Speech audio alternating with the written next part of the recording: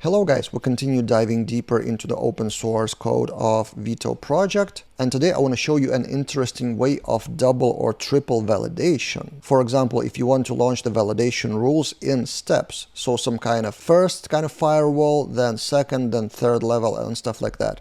This is implemented in Vito in a pretty interesting way. So there's an action class, and we'll talk about action classes in a separate video, but imagine it could be a controller, for example. And then a controller method, or in this case action create method, has a few layers of validation. So there's input, which comes from the request, so it's a typical post request, and then first this validate inputs. Validate inputs, if we click that, it's an internal private function of the same action class, and it has validation rules and then calls validation make. So this is the first layer, the first kind of firewall of validation. If something is wrong here, then it throws a validation exception and returns 422. But inside of that function, that doesn't end. If we have custom provider, then we need to add additional validation. That often happens if the first validation kind of wave doesn't really require any database operations. For example, in this case, it's all configurable. It's not in the database.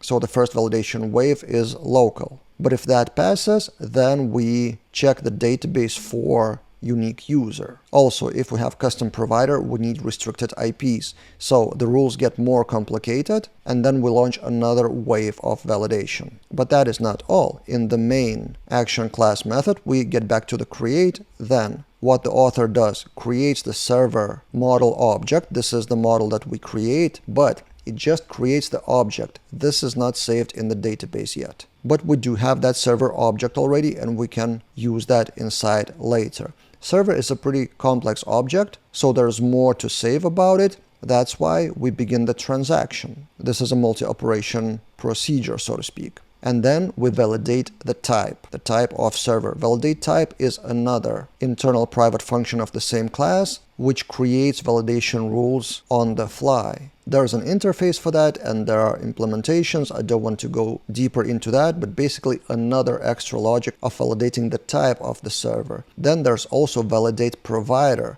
which is used in the same main method of create. So we validate the type, then we validate the provider. Only then we save the main server object. So this is where it is saved in the database, but in transaction. So it may be rolled back. Then we create more logic for that server, which probably fires another database query.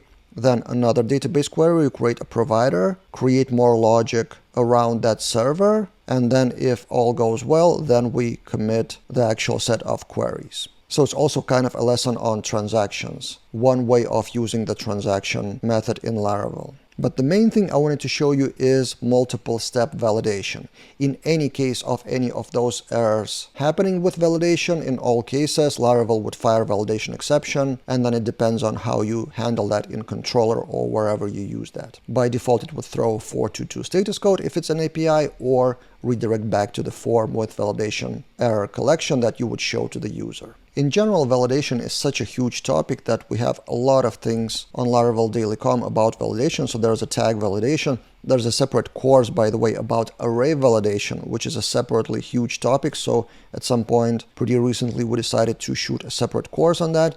But then there are validation tips, tricks, videos. So I will link all that list in the description below if you want to find more about Laravel validation. That's it for this time, and see you guys in other videos.